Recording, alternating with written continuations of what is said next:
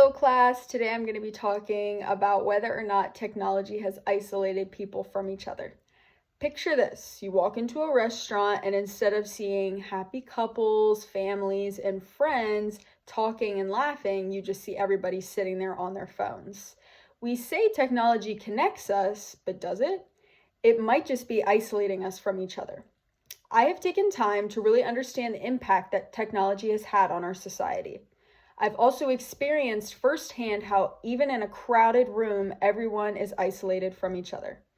Today, I want to persuade you that technology has actually isolated us from each other. First, I will look at human problems that technology causes that real human interaction wouldn't. Next, I'll talk about how digital communication is being used as a replacement for meaningful human interaction and how that can be dangerous. Finally, I will show you how reducing the amount of time you spend on technology will actually help you rebuild your relationships and make new ones. So why is technology making us feel more alone than ever?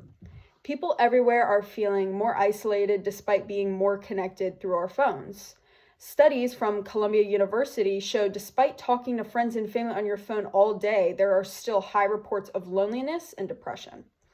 Another factor that plays a role in this is social media and how that can actually do more harm than good, especially in a young person's life, due to anxiety and comparison. As college students, we spend more time watching other people's lives rather than trying to make the most of our own.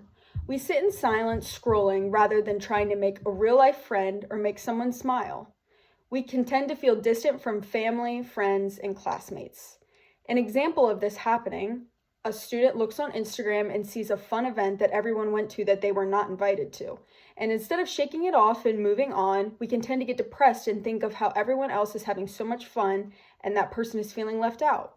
Comparison is the thief of joy and it will get you nowhere. Social media is all fake, and those people that posted that might have had an awful time at that party. So you can't base your mood off of something that may or may not be real. And there is a good way to break this cycle, and it is to learn how to use technology for good. By becoming more intentional with how we use technology, that will help us build more genuine human relationships.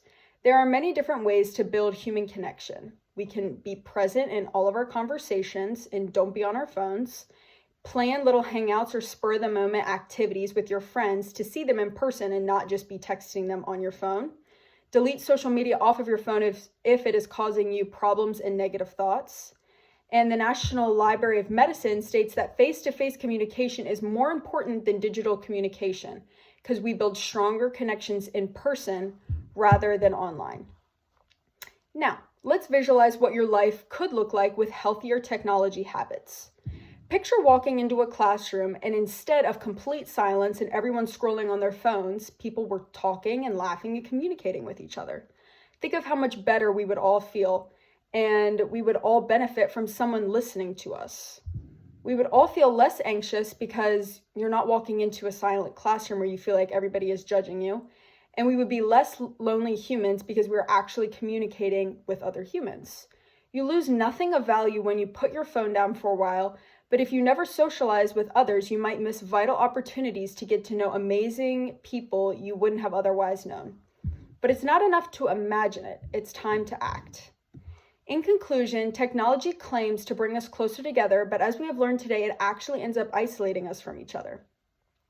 Today, I showed the problems technology creates for relationships, how small changes can help, and the benefits of being more present in social situations. I challenge you all to make an intentional choice to reduce the amount of time you spend on a screen and reach out to someone you have never talked to in one of your classes.